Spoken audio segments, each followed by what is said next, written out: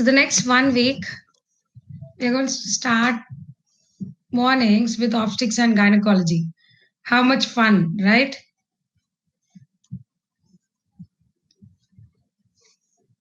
So welcome to the session. I am Dr. Ramya. I teach obstetrics and gynecology. I think you're all aware. So now we'll be starting. So what I've decided is the next 1 week I'm going to keep series of MCQs for us to be perfect with the obstetrics and gynecology.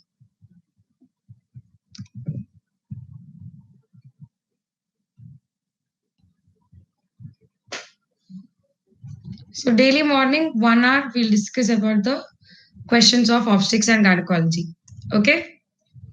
So I don't know whether the timing was comfortable or not, but I took this decision of doing it in the morning because I thought anyway you might not utilize this 1 hour somewhere here and there. So when you sit with me and practice, I think this will definitely be useful for us. So that's the reason why I kept it so early in the morning, and I'm happy. I'm happy you're all really working hard because I can see there's a huge number of students who have joined in, uh, telling that yes, we are working before that itself. So, a very good morning, and with a very happy note, we will start with the sessions. We'll start with the sessions and we'll start with the questions. Okay. So, guys, it is like a small quiz which we are going to have. There is no competition. There is no competition. It's only that we all want to cross the 200. That's all. So, what we'll do, but yes, we'll keep the polls.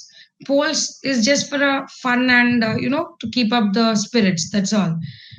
So what we are going to do, I'm going to put the question, and once I put the question, I'll put a 30 seconds poll. You have to answer the poll.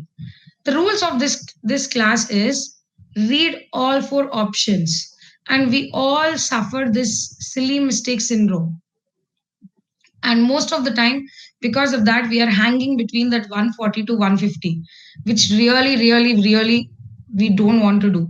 So that can be improved only by overcoming these silly mistakes. You don't require to study anything more. You don't require to think yourself that I have, where did I go wrong, or how was the difficult paper, or anything. It's just you have to improve over the silly mistakes. That's the only thing which we have to do. Okay, so let's start with the session. Let's start with the session. So yes, from 23rd till 30th September, every day morning 7:30 a.m. I'll be coming live. Today the questions are mainly focused on medical disorders of pregnancy. So today the questions are mainly focused on medical disorders of pregnancy, but it's a combination. A 25-year-old Gravida 2 Para 1 Living 1 RH negative woman presented at 30 weeks gestation to the antenatal clinic. The indirect Coombs test was found to be positive. What would be the next line of management? Anti-D to be given, ICD titers to be closely monitored at weekly intervals, amniocentesis for estimation of bilirubin by Lilly's chart is to be done, baby is to be delivered as soon as possible. So the first question is from RH isoimmunization. Before I put the poll, if ICT is positive, what does that mean? Anybody can tell me if ICT is positive, what does that mean?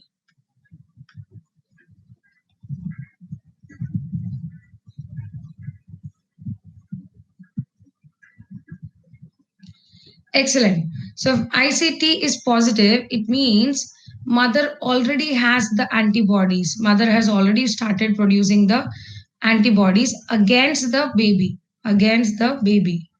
right? So RH isoimmunization has already started.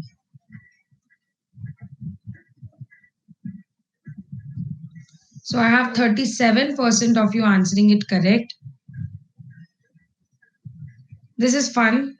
So I have first place you, second place Pinkle, third place Soumya. Right. So let's understand this question. Whenever ICT is positive in RH isoimmunization, who will get RH isoimmunization? Mother should be RH negative. baby should be Rh positive.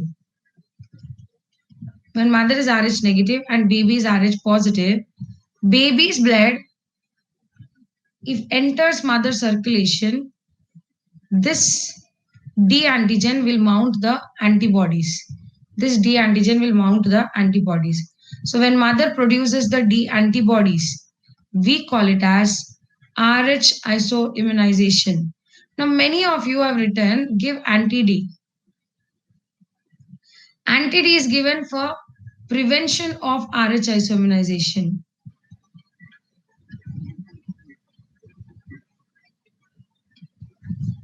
Yes, here, what is the purpose of giving anti-D? She's already sensitized.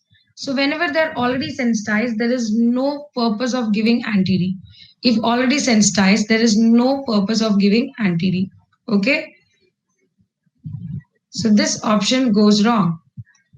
So what do you do? Whenever you have ICT positive, you have to check ICT titer weekly. This is the correct answer. So there is a chart. There is a chart. If ICT positive, you can do ICT every week. What is a critical titer? Which tells there is significant amount of antibodies which can go into the fetus.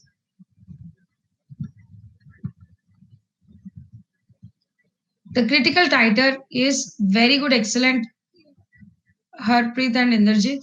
So yes, when antibody level is more than 10 international units per liter, or when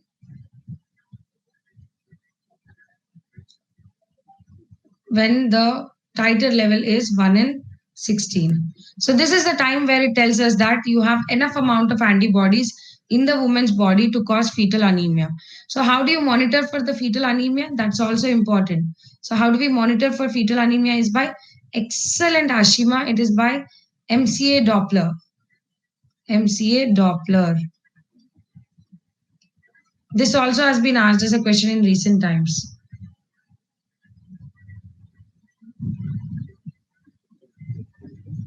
Always remember, whenever mother's ICT is positive, there is no point in giving anti-D.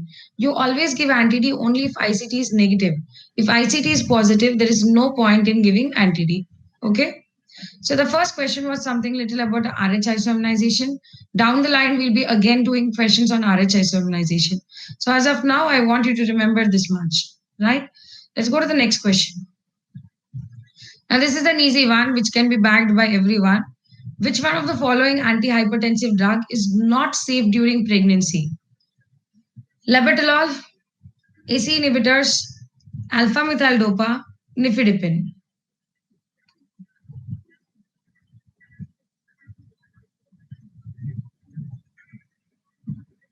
Excellent. 87% I have correct answer. So this just tells us that you're all perfect with the simple questions. Very good. So what is the drug of choice for hypertension in pregnancy? Labetalol is the drug of choice. Labetalol is the drug of choice. Both for gestational hypertension, preeclampsia, acute, chronic, everything labetalol is the drug of choice, right? And ACE inhibitors are contraindicated or not used in patients with hypertension in pregnancy, right? Along with ACE inhibitors, what are the other drugs which are contraindicated in pregnancy? Excellent. ACE inhibitors, ARBs, and diuretics.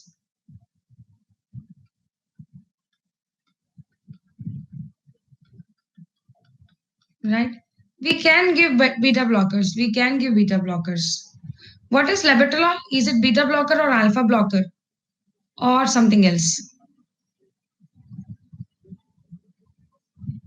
Thank you for the beautiful hat, Sassy Doni. Excellent, Surendra. This is a both alpha plus beta blocker. It's an alpha plus beta blocker, right?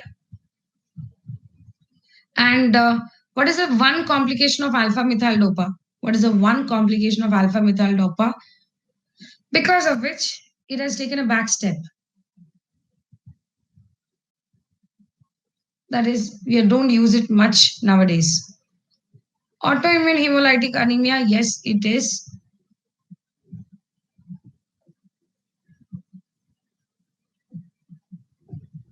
Excellent, Abba. It causes postpartum depression. It causes postpartum depression. You can literally kill the woman if you give alpha methyl dopa in the postpartum. Provoke her to kill herself, right?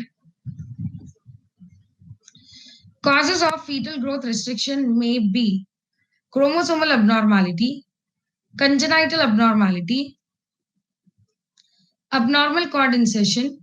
Which of the statements given above is or are correct? 1 and 2 only, 2 and 3 only, 1 to 3, 1 and 3. Guys, and if you observe the pattern, how I'm keeping the questions, one question probably, at least 5 questions I'll give where you might not know it, just to build the confidence in you. The very first question, if you didn't understand, or if you feel I don't know RH isomerization, there is no point in feeling bad for that and next question doing it wrong. So most of the time we get demotivated by some questions which we don't know. That we have to lose. That habit we have to lose. So even though if you don't know 5 or 6 questions or even 100 questions, it doesn't matter. We want only 150, right? So it doesn't matter. You have to still keep up your enthu. How many ever questions we don't know, right? So now the scoreboard is with Akil Raj in first place, Logan in the second place, in the third place. That is Harpreet. So if you see this question, they're asking you about the FGR. Chromosomal abnormality definitely can lead to FGR. Congenital abnormality also leads to FGR. Abnormal cord insertion. Can you quote me examples of abnormal cord insertion? Who can quote me some examples of abnormal cord insertions? Excellent, Srija. Battledore. Very good, Febin. Velamentous. So, battledore में cord is inserted to the margin of the placenta. Velamentous cord is inserted to the membranes. So, do you think baby gets enough amount of blood because of all these? Definitely no. The blood supply to the baby is compromised. So, when blood supply to the baby is compromised, how will be the growth? Obviously the growth will be decreased. So that is why they have the risk of FGR with this with abnormal cord insertion also. So all these are causes for fetal growth restriction. Okay. So I'll just tell you some points about a few points about IUGR or FGR. So when do you call FGR or IUGR? When growth of the fetus is less than how much percentile? Excellent. When growth of the fetus is less than 10th percentile for the gestational age. When growth of the fetus is less than 10th percentile for the gestational age, we call it as FGR or the IUGR. There are two types of FGR, IUGR, that is symmetrical IUGR and asymmetrical IUGR.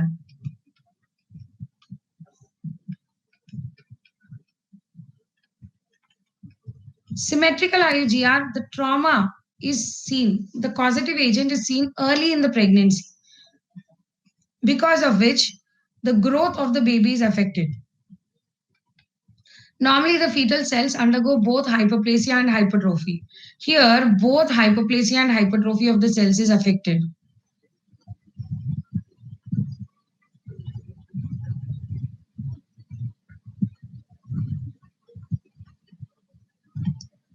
So any extra point you get, you can jot down in your books. So asymmetrical IUGR, hypertrophy is affected. Only hypertrophy is affected. Because number of cells have already formed. So it's only hypertrophy which is affected in the asymmetrical IUGR, right? Now guys, In the symmetrical IUGR, it is both hyperplasia and hypertrophy of the cells, whereas asymmetrical IUGR, only hypertrophy is affected. So, which will have bad prognosis, symmetrical or asymmetrical? So, this asymmetrical is brain sparing, whereas symmetrical brain is also affected.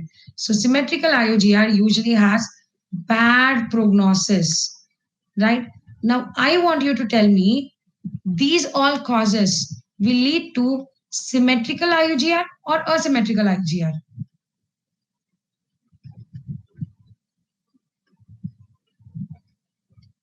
Excellent. All these are something which are going to affect the baby in the first trimester itself. So when it affects in the first trimester, it will result in symmetrical IUGR.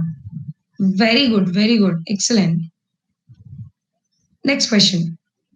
A Gravida 3 female with history of 2 prior second trimester abortions associated with history of painless cervical dilatation comes to you with level 2 USG. So this is the USG she has come to you, which shows the below finding. What is the most appropriate management? And before I put a poll, I want you to understand the question here properly. What do you think the question is referring us to? History of 2 prior second trimester abortions and history of painless dilatation. Excellent, Sasidoni. It is cervical incompetence. Cervical incompetence. Now you see the image and tell me what is the image telling us. Can you identify anything in the image? So this is the head of the fetus and this is the cervix. This is the head and this is the cervix. So is the cervix normal or is it's in which pattern? What are the patterns which we have for the cervical changes?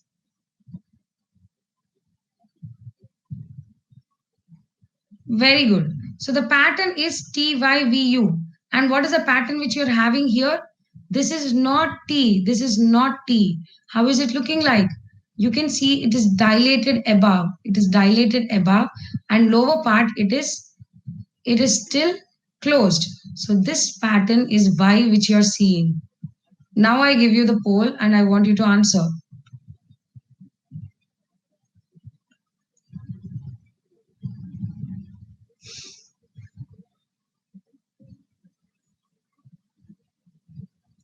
Again, I see a silly mistakes. 32% of you have answered something which is not at all related to this question.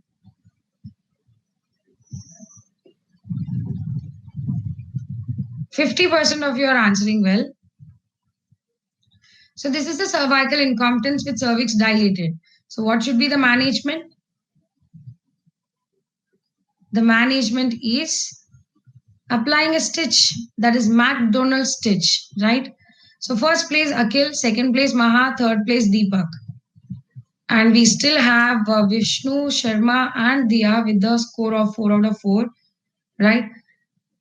32% of you have answered apply Fothergill stitch. Where do you apply Fothergill stitch, guys? Is there anything like Fothergill stitch for cervical incompetence? Yes, Fothergill stitch is for the prolapse. Fothergill stitch is for prolapse. Okay.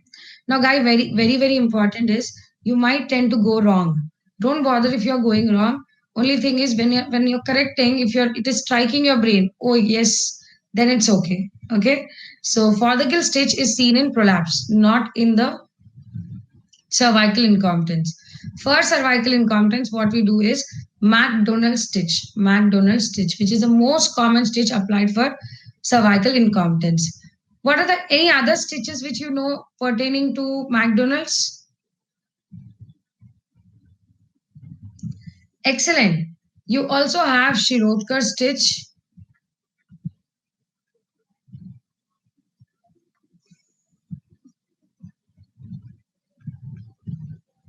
You also have worm stitch, especially when the cervix are dilated. For emergency cerclage, we normally do worm stitch itself. Okay. Yes, this is done when it is modified Shirodkar. We have modified Shirodkar or McDonald worm stitch. Okay. And what is the pattern of the opening of the cervix is TYVU. T is normal. Y it has started to open. V progressed. U is the next. So U both full end will be open with bulging of the membranes, right? So it is TYVU. Okay. Let's go to the next question now. 31 weeks pregnant woman. TYVU. Okay. So TYVU is the pattern of opening of the cervix. It's the pattern of opening of the cervix.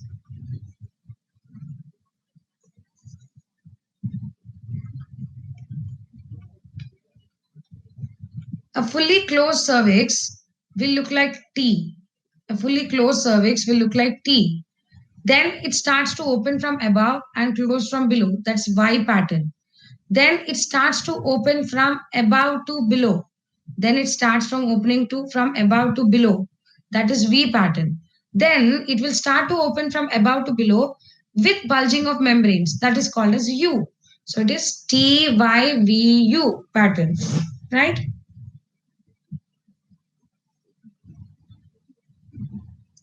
Next, a 31 weeks pregnant woman on examination pallor is present. Hemoglobin is 8 gram per deciliter. What should be the management for her?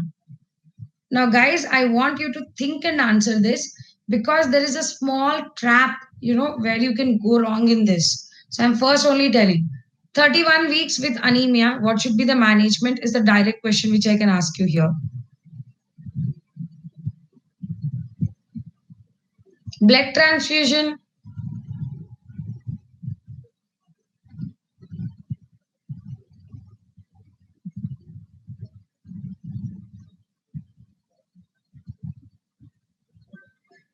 So, can somebody write me what are the is hemoglobin 8 gram per deciliter? Is it normal or abnormal? So Maha first place, Dia second place, third place Narendran. Excellent, Varsha and Srija. Yes, this is a moderate anemia. Wonderful. It is definitely anemia, right? Indeed, this is moderate anemia. Moderate anemia at 31 weeks. Do you remember what are the indications of parenteral iron which I have given you? So the first two are oral iron. The third one option is parenteral iron. The fourth one is blood transfusion. So probably we'll start with blood transfusion. What are the indications of blood transfusion?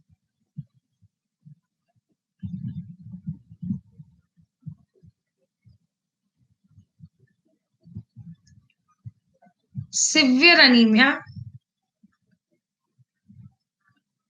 severe anemia in last 4 weeks of pregnancy. Severe anemia in the last 4 weeks of pregnancy, right? Very severe anemia.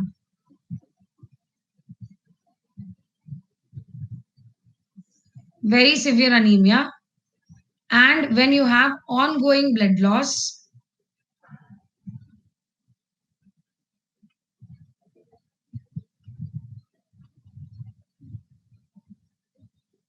or when you have ongoing blood loss,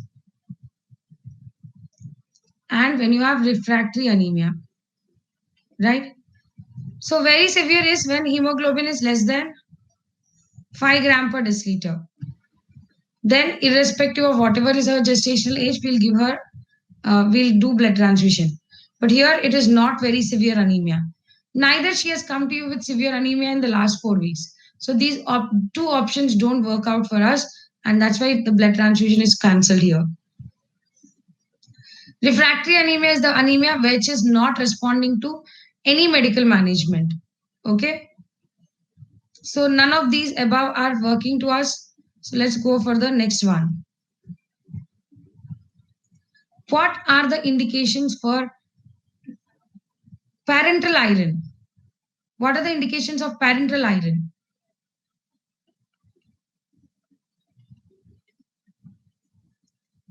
When she is not tolerating,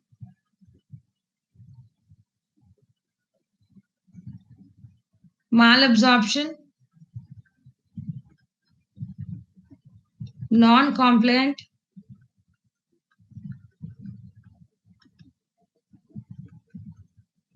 and excellent, Avinash. When we have anemia for the first time after 30 weeks of pregnancy. So, whenever you see an anemia after 30 weeks, you can better off go with parenteral. Why? It's just, why are we going with parenteral? Because the woman who didn't take iron tablets for the last 30 weeks, do you believe that she'll take in the last 10 weeks? For the compliance purpose. For the compliance purpose, I want to keep her in the hospital and give her the injections. So that is why the best answer here is injection iron sucrose. Do you understand, guys? Do you understand? So a woman जो जो 30 हफ्तों से नहीं ली वो last 10 हफ्तों में बिल्कुल नहीं लेगी. So best is पकड़ो उसको, give injection, send her home, right? So that is why we give this. Okay, so I have a very good query from Srija, that is, when do we give injection ferric carboxymaltose? Injection ferric carboxymaltose is a newer iron molecule which has become very famous. But there are many studies yet to be done for giving it in pregnancy. We are giving, but not very commonly. We are preferring giving more sucrose. Postpartum, we give injection ferric carboxymaltose. Okay, right? With oral therapy, rise in hemoglobin percentage can be seen after 1 week, 3 weeks, 4 weeks, 6 weeks. So, Satish, I think you are getting this doubt that is it a live session or recorded because you're not able to see the comment box, right? So, they have removed the comment box visibility to other students recently in the app. I don't know why, but they have removed the comment box visibility to others. I can see all your comments, but I think only plus subscribers can see each other's comments.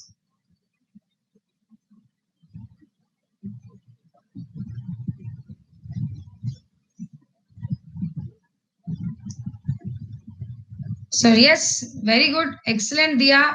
So I have first place Dia, second place Narendran, third place MVN as of now. So rise in hemoglobin starts after 3 weeks. Rise in hemoglobin starts after 3 weeks at a rate of 1 gram per deciliter per week. Rise in hemoglobin is equal with oral and parenteral. Rise in hemoglobin is equal with oral and parenteral. And this is again a very big misconception. You think parenteral has quicker oral or IV or IM. You all think that IV or IM will rise the hemoglobin faster than the oral. As I tell, it's a misconception. Rise in hemoglobin is equal with both oral and parenteral. Okay. And it starts to rise after 3 weeks at a rate of 1 gram per deciliter per week. And what is the first thing to rise? What is first to rise? Excellent, Surendra. So you should stop. If you are giving parenteral, you should stop oral. Don't give oral and parenteral together. You should stop oral for the next 1 week if you are giving parenteral. First to rise is retic count. First to rise is reticulocyte count. Very good. Okay. So which is the tablet which is given free by the government?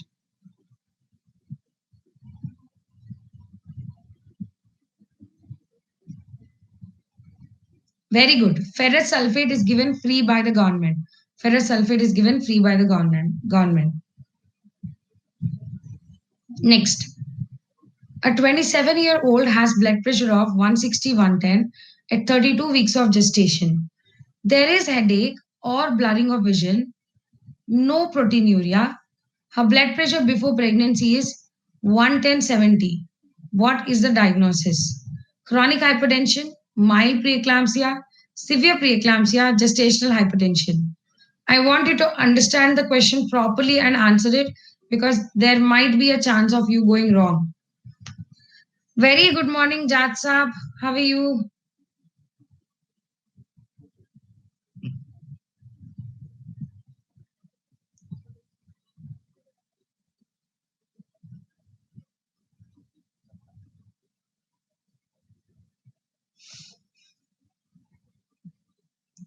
I have only 31% of you answering this, correct?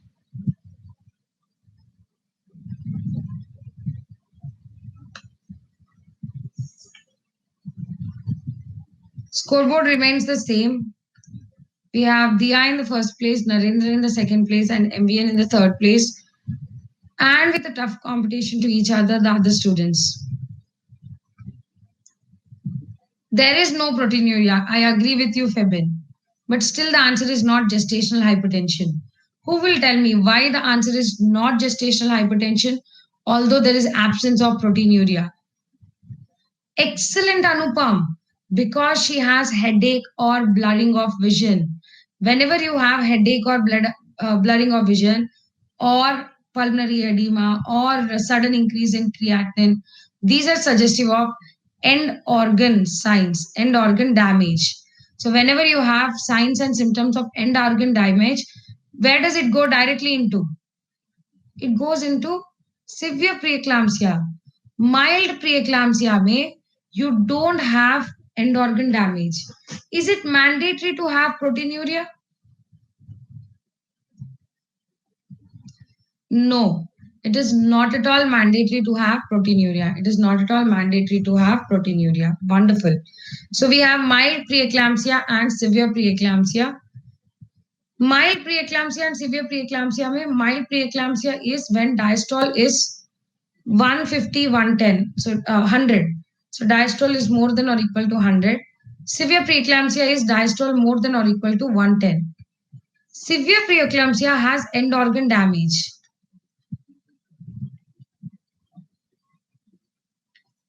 Severe preeclampsia has end organ damage, whereas mild preeclampsia has no end organ damage.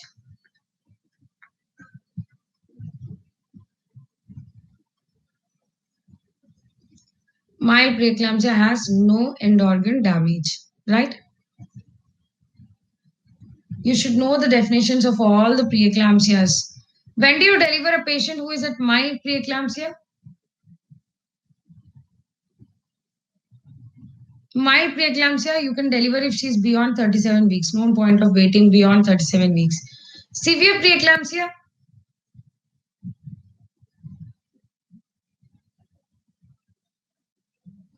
severe preeclampsia we deliver between 34 and 36 weeks. 34 weeks. How do you differentiate between mild preeclampsia and gestational hypertension? Gestational hypertension has no proteinuria. Mild preeclampsia has proteinuria. Mild preeclampsia has proteinuria. Right? If after pregnancy, if hypertension continues beyond 12 weeks, then what is that called as? Chronic hypertension. Chronic hypertension. Okay? Right, wonderful. So let's go next. 36 weeks, diabetic female with non-stress test, non-reactive. What should be done next? NST non-reactive, what should be done next is my question.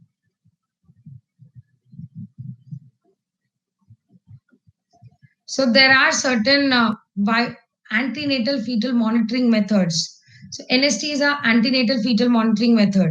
So whenever NST is non-reactive, what is your next step which you do?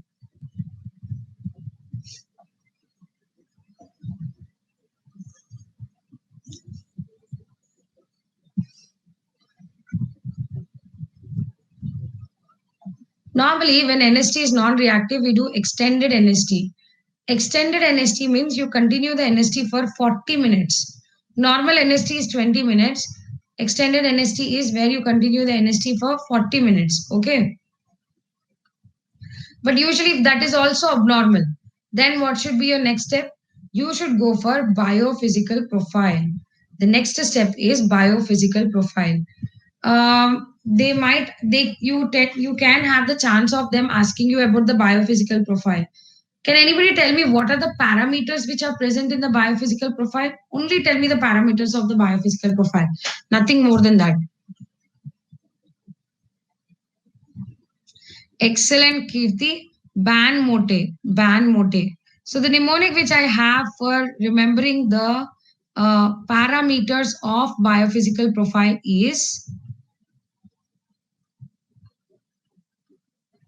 ban mote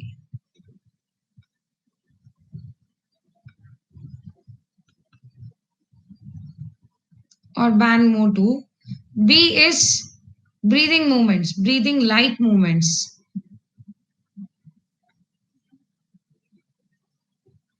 A is amniotic fluid index. N is non-stress test. MO movements. TO tone. MO is movements. TO tone. Okay.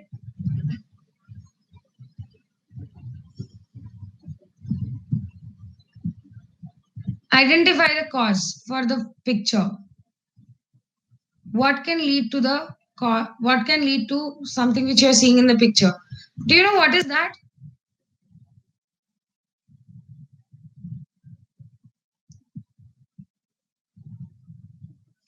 Do you know what is that in the picture? Jelpari.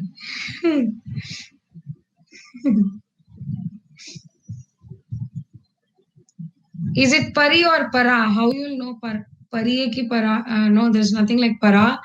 But yes, looks like a pari, gel pari only because both legs are fit. So where do you see this mermaid? This mermaid like is called as caudal regression syndrome. So this mermaid like is called as caudal regression syndrome. So many of you have gone for valproate actually. Caudal regression syndrome is very specific abnormality seen with what?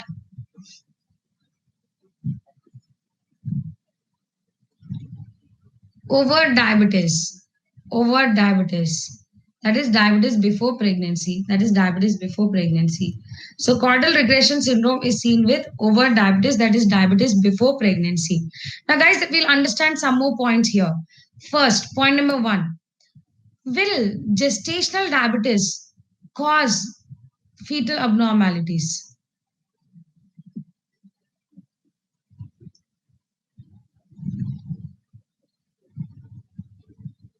So I have a mixed answers of yes and no. It's an absolute no. It's an absolute no. Let's understand why absolute no, right? Why absolute no is when does GDM occur? GDM occurs at how many weeks? GDM occurs at 20 to 24 weeks. When does the organogenesis take place? Organogenesis takes place in the first trimester. First trimester. So by the time we get GDM, most of the time we are already the all organs are formed. So it cannot affect. So please remember GDM can never, never, never cause congenital malformations. Okay. The most common fetal anomaly with over diabetes is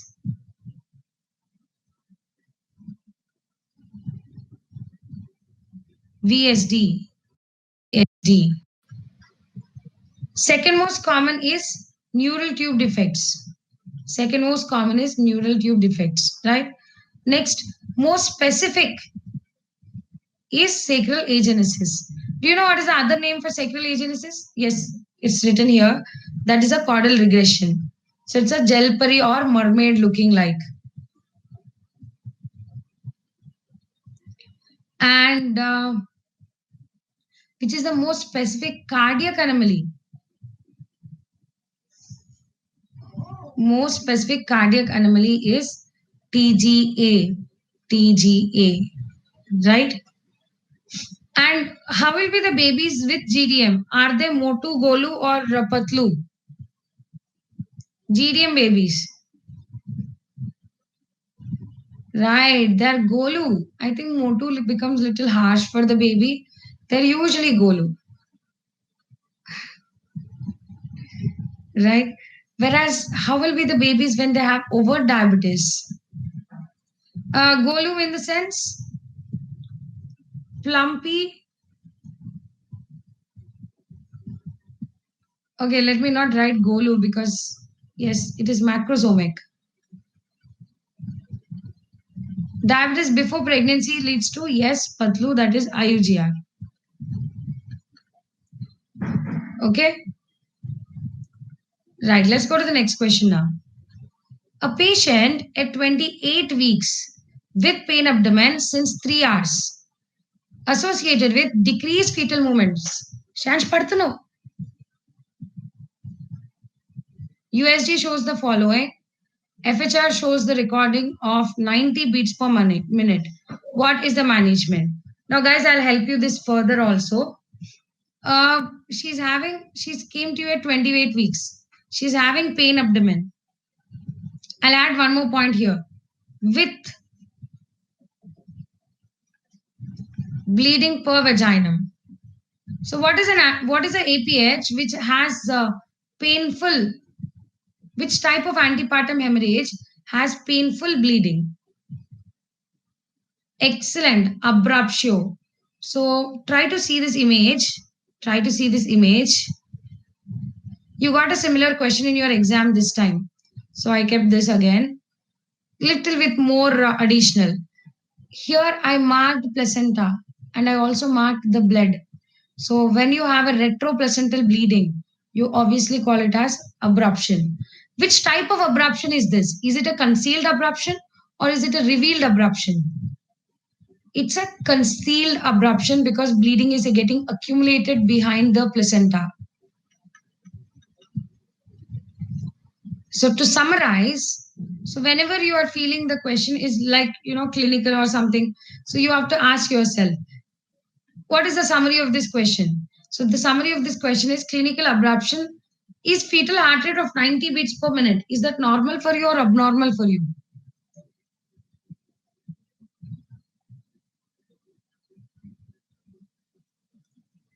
It is abnormal. It is abnormal.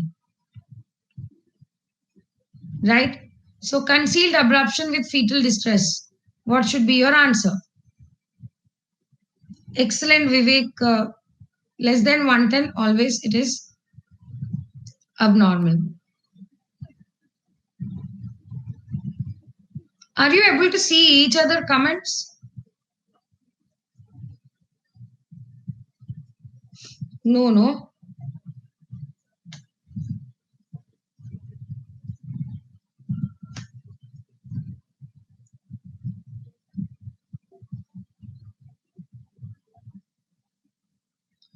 Okay.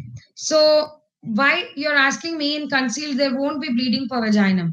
Right. Actually, this bleeding per vaginum, I just told you so that you should come to know that this is an abruption. So ideally, by your question, this is concealed because they didn't have this bleeding per vaginum. So by your question, if you go, I just gave you the clue so that you'll answer that this is a abruption. But actually, it is concealed because they didn't give you that bleeding per vaginum. Okay. So here the answer will be immediate cesarean section. Immediate cesarean section, right? Now, why can't we do, why not C is the query which I'm getting here. There is fetal distress. Very good, Ashima. Right? So there is fetal distress, so you can. Yeah, Surendra, you can do that. You can take the screenshots. Actually, you can download the PDF post class, so don't worry.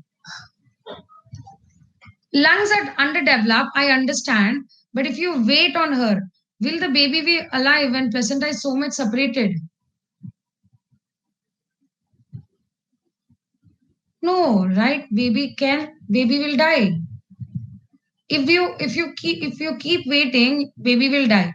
Probably at 28 weeks baby, if I deliver and I take her to ICU, then I might save it, right? But the chances are very less if I don't deliver, right? So now this was one question you had, actually very similar to this, like abruption only. You had an abruption and the further management.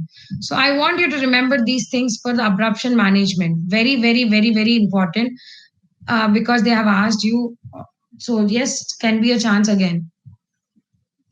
Whenever you have abruption, you have to always go for immediate termination. You have to go for immediate termination, right? Followed by, you have to check for the maternal status and do maternal status proper, right?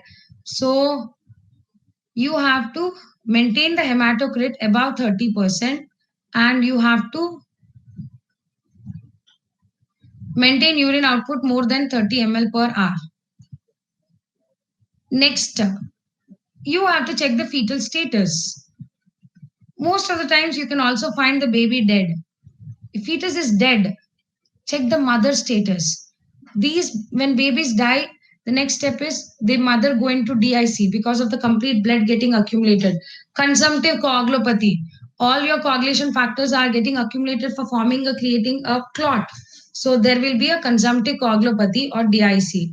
So if baby is dead, you will have there can be a risk of DIC. You check for the DIC, maternal DIC. If mother has DIC, correct DIC. And then you can go for vaginal delivery. Then you can go for vaginal delivery. Anyway, baby is dead. There is no point in doing cesarean section, right? Next, coming to the fetal status. Fetus is alive. Fetus is alive and no distress. Then you can go for again vaginal delivery. But if fetus is alive and there is distress, please remember, whenever there is fetal distress, you'll always, always, always go for cesarean section. You'll always go for cesarean section. Now, why were we going for in this question cesarean section? Because there was fetal distress and it's a preterm, too much preterm. So, as there is fetal distress, we are going for cesarean section here. Did you all understand this question? If you understood this question, please give a thumbs up. Okay, let's go to the next question.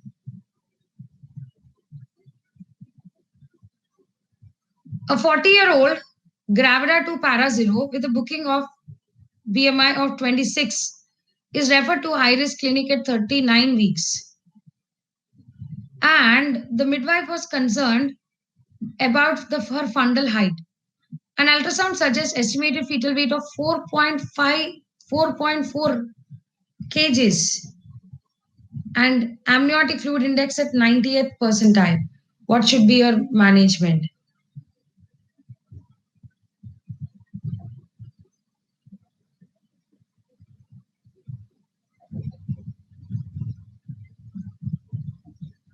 Chirag, no, abruption is not an indication for cesarean section. Abruption is not a direct indication. You have to follow the chart which I have given you. Excellent, Vivek Vishni. So this is more than 4 kgs. More than 4 kgs. So for India, if you have more than 4 kgs, we call it as macrosomia. And what do you have when you have a 4 kgs baby? Risk. So I had many students answering this correct. So first place Dia, second place Narendran, third place MVN. Excellent. Whenever you have a macrosomia, you have the risk of shoulder getting stuck inside. That we call it as shoulder dystocia. So as there is a risk of shoulder dystocia, what are we going to do? We are going to do elective cesarean section. We are going to do elective cesarean section, right?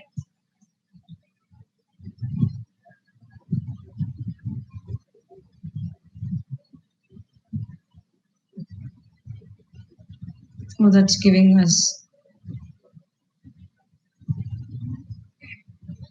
a 32-year-old Gravida 2 Para 1 Living 1 at 16 weeks of gestation presents with complaints of palpitation, nervousness, insomnia, and fatigue.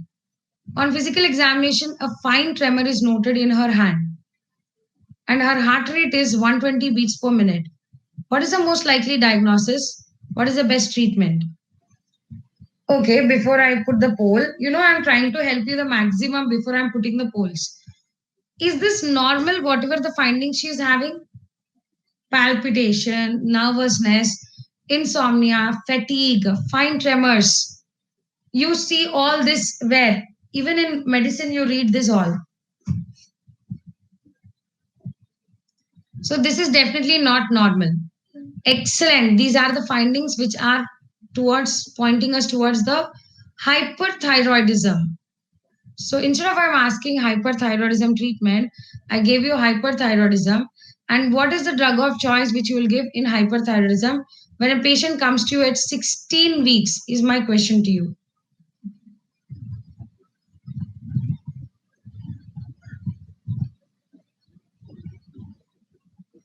What is the drug of choice for hyperthyroidism in pregnancy?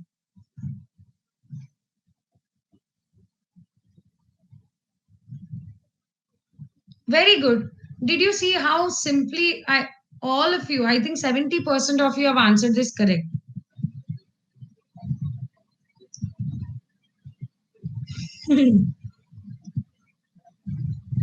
Was this, you're telling there was some question like this in the exam? So yes, they're trying to give you such questions only in the exams, where they're giving a integration with one subject to another subject and where you can draw the points, right? This type questions. So yes, here we are mainly trying to go towards learning of that type of questions. And before we go to the final exam, we all should lose the fear of these type of questions. Okay. See, but it was so simple.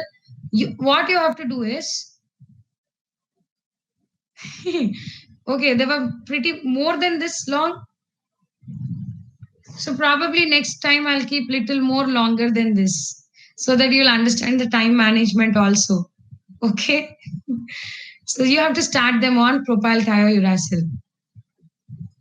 The drug of choice for hyperthyroid in pregnancy is propylthiouracil. Okay.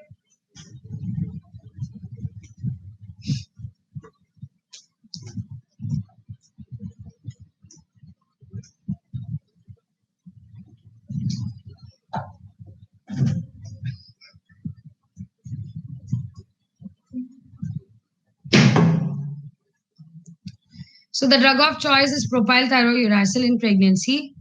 But actually, in the first, you are correct, Vishal. First trimester, we use propylthiouracil.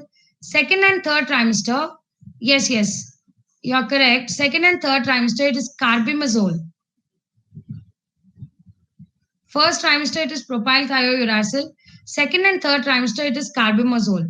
And I think I have asked the question here 16 weeks. So 16 weeks, it is start on carbimazole, which will be more appropriate than propylthiouracil.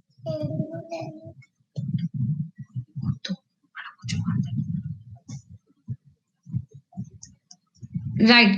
So you are correct. I think this better off to go with C than B because I think I told 16 weeks and I somehow forgot it. 16 weeks it is carbimazole, then propylthiouracil. 16 weeks it is carbimazole, then propylthiouracil. So first trimester it is propylthiouracil, second and third trimester we use carbimazole. Okay. Yeah, bonus. Simple question and a direct question. I want majority of you to answer this correct. Placenta develops from chorion frondosum and Decidia basalis, chorionic villi and Decidia basalis, chorion frondosum and Decidia capsularis, chorion villi and Decidia parietalis. Choose the most appropriate answer.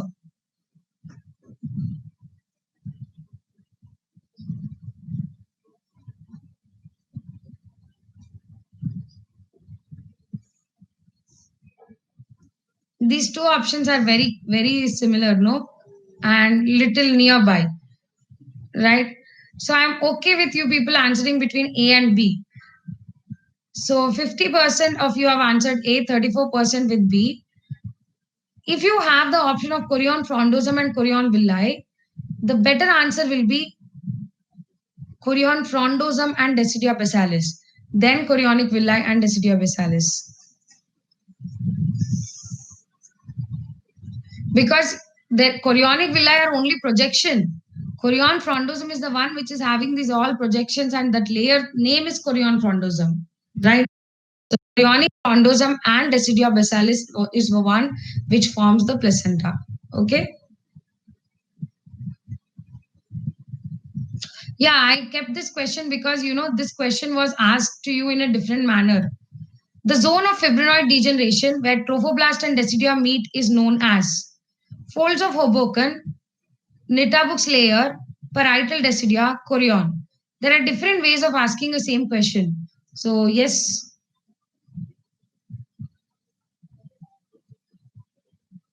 So, you're all well versed with the past year question, previous question paper. Very good. I have 83% of you answering this correct. So the zone of fibrinoid degeneration where trophoblast and deciduum meet is known as Nitabux layer. Is known as Nitabux layer, right?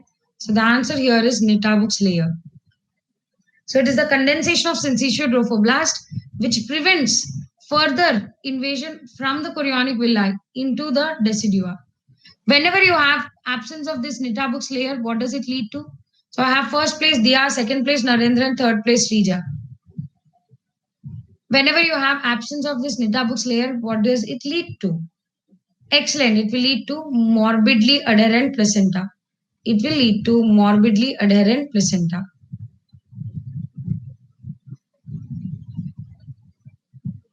Okay. Which of the following is the possible cause for the given USG finding?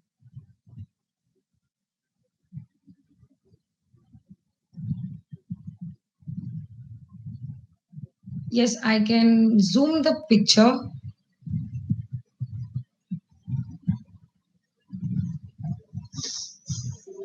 That's the picture. Those are the options.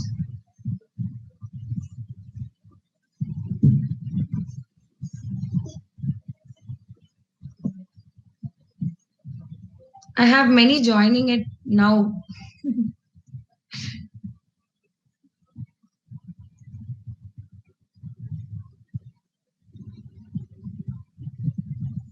So the 7:30.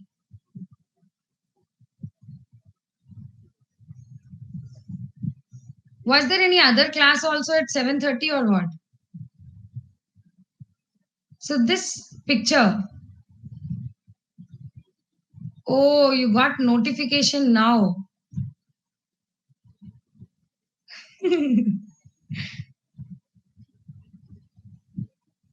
Actually, I think even I got a notification now only telling that I have a class. So I think they'll get up little late. So how is this junction looking like? How is this junction looking like? So this junction is looking like a lambda. So this junction is looking like a lambda, right? It's not looking like a T, guys. See here, such a beautiful lambda.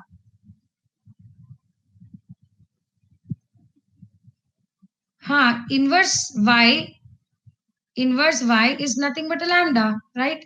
So this is a beautiful lambda which you are seeing here.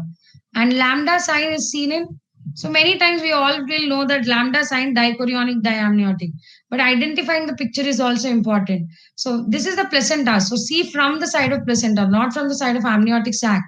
You have to see from the side of placenta. And from the side of placenta, you should have, whenever you have a lambda, it indicates that you are dealing with a dichorionic diamniotic placenta. Or it's also called as yes, twin peaks sign. And this is best done, this USG is best done between 11 to 14 weeks of gestation. Right? So when you have a thin placenta and a intervening membrane, which gives us a T shape, that is called T sign. T sign is seen in monochorionic diamniotic.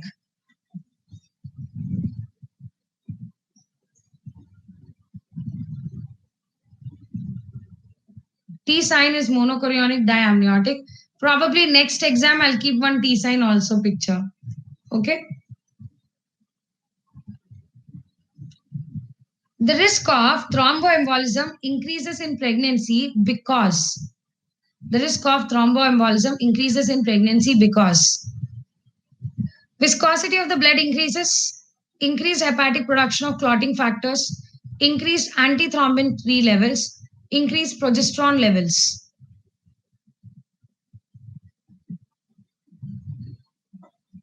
Why do we have increased risk of thromboembolism in pregnancy? Is the simple question which I'm asking you.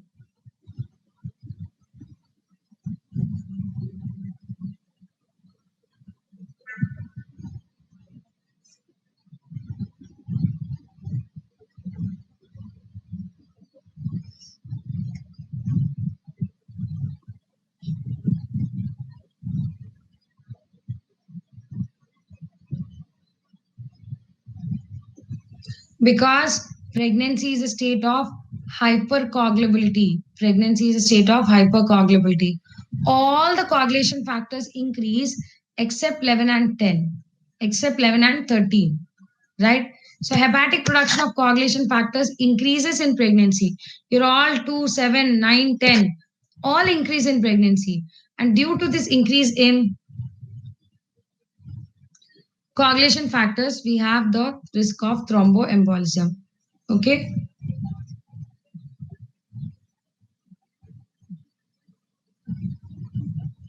Okay, we'll do one last question. Magnesium sulfate has no role in prevention of seizures in severe preeclampsia, recurrent seizures in eclampsia, RDS in premature baby, bradycardia.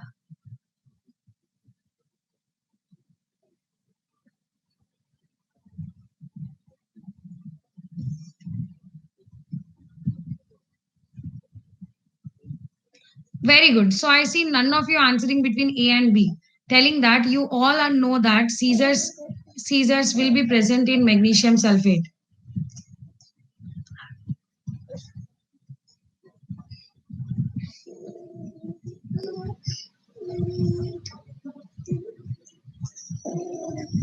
So you all are confused between C and D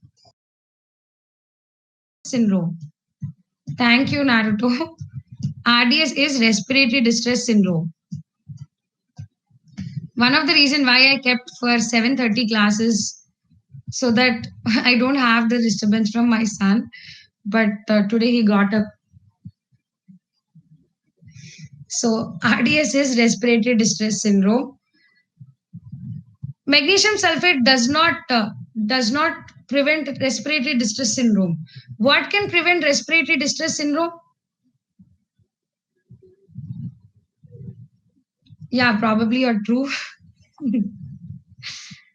Yes, steroids prevent the respiratory distress syndrome. Who can answer how is magnesium sulfate preventing bradycardia?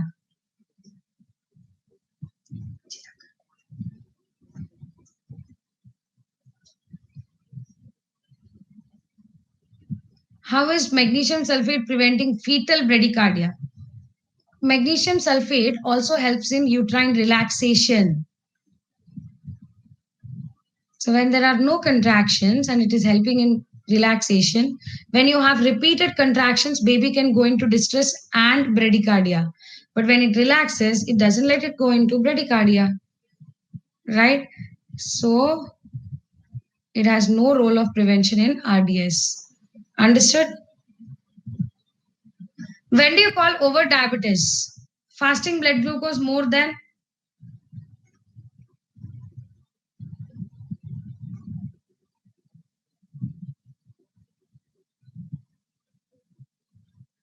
Come on, I asked fasting blood glucose. See, you cannot afford to lose mark in such questions.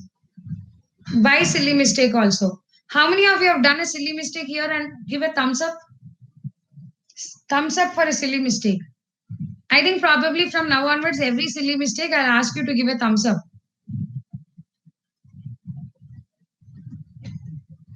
It was asked fasting blood glucose. I didn't ask over RDS, RBS. I asked fasting.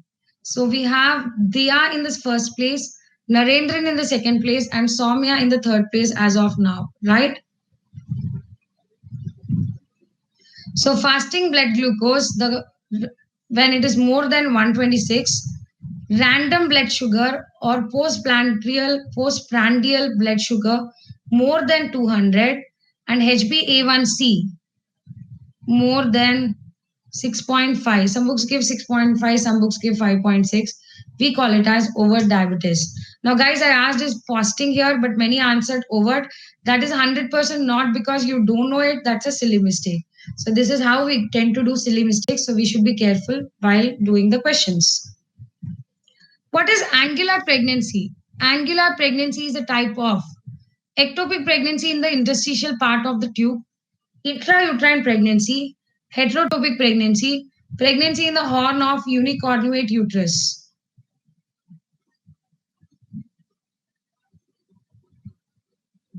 So, angular pregnancy is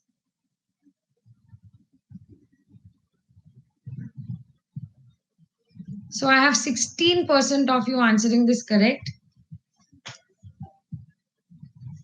42% of you believe that it's an ectopic pregnancy in the interstitial part of tube. The main differential diagnosis for the angular pregnancy is the cornual pregnancy. If it is present in the interstitial part, we call it as intramural pregnancy. We call it as intramural pregnancy. Angular pregnancy is present near the cornu of the uterus. It is in the uterus only, but near the cornu, that is wherever the fallopian tube is attached. Wherever the fallopian tube is attached to the uterus, if you have an ectopic pregnancy there, we call it as an angular pregnancy. How do you differentiate? How do you differentiate this angular pregnancy and intramural pregnancy? By the round ligament. Angular pregnancy is present medial to round ligament, whereas intramural pregnancy is present lateral to round ligament. Angular pregnancy is present medial to round ligament. Intramural pregnancy is present lateral to round ligament. Okay. And it is an intrauterine because it is present in the cornu, right? But only thing is that this is also a type of ectopic only because it is not normal presentation. So this is also a type of intrauterine ectopic pregnancy. Okay. What does heterotopic pregnancy means?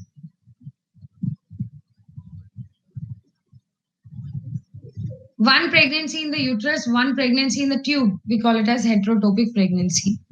Okay.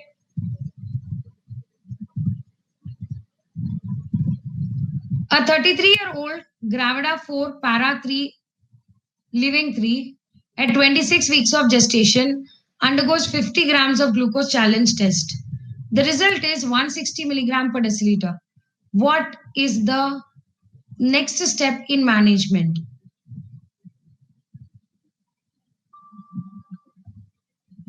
Yes, I have seen some heterotopic pregnancies.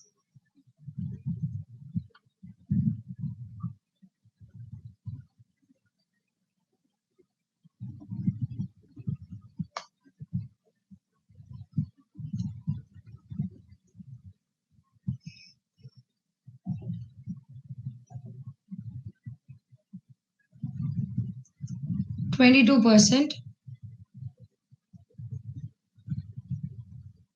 Closes at 23% of you have answered. Excellent, Surendra. You are correct in telling that this is an absolute, this is old method. We are not using it. But yes, we can give questions on it, right? So questions, I think there is no point of old and this one. So I have started telling yesterday also, don't compete with anyone, but I want you to compete with yourself. So probably I've done 20 questions today. I'm very impressed by Dia, 19 out of 20, a good score, a good score. So that is how the score should be maintained. Probably you can also have at least 8. Optics is such a subject which you should, where you should have a very good score. So no need to compete with anyone else, but I want you people to compete with yourself. How can you compete with yourself? Is when I'm giving 20 questions, from 20 questions, your target should be, you should be above 15. you should be above 15. So probably this exam you got 12 out of 50, 12 out of 20. What should be your target? Your target should be next class you should go for minimum 15 out of 20. So improve by yourself. Okay. Now this is ACOG two-step challenge test. This is ACOG two-step challenge test where we are first giving 50 grams of glucose. 50 grams of glucose challenge test you have given. And the result, what is the cutoff for 50 grams of oral glucose challenge test?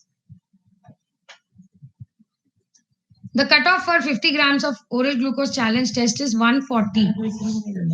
And as it is more than 140, you have to go for the next step. What is the next step? The next step is doing a 100 grams of 3 hours GTT. That is oral glucose tolerance test. That is oral glucose tolerance test. Okay. I agree with all of you asking me, what do we do now? We don't do ACOG two-step challenge test very commonly now. What we do now is 75 grams OGCT. What do we do now is 75 grams OGCT. But yes, as per the question, as this is one step is abnormal, the next step is going to be OGTT, right? Okay, shall we do one last question and then end for today? I think because I'll do this one question also. A 25-year-old Gravida 1 Paro 0 is delivering her first child. Her labor course was protracted. She pushed for 3 hours. The head is seen to deliver and then retracts, forming turtle sign. Where do you see turtle sign?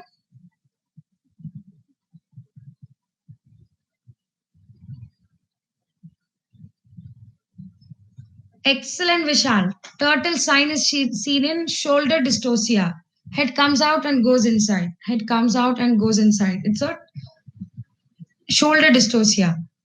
The infant shoulder does not deliver with gentle symmetric traction. What is the diagnosis and what is the next step in the management? Call for help, suprapubic pressure, Mac Roberts, Woods corkscrew. What is the first thing which you do when you diagnose a shoulder dystocia?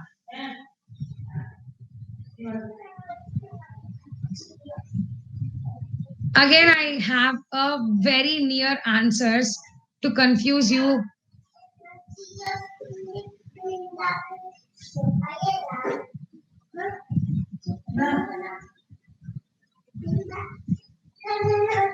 So whenever you have shoulder dystocia, what is the first step we'll do? Call for help. Call for help, right? So the first thing which we are supposed to do is call for help. So I have Diya in the first place, Soumya in the second place, followed by Varsha. Then Narendran, Modi, Priyanka, Srija, User, Yusuf, and Komal. Very good, guys. Yes, there is a lot scope that we should improve more. Okay. So first thing to do in shoulder dystocia is call for help. If I don't have the option of call for help, then what your answer would have been? It would have been Mac Roberts. Routinely, everyone will give you Mac Roberts, but I want it not very routine. I wanted you to think. So first is call for help, followed by Mac Roberts. Okay.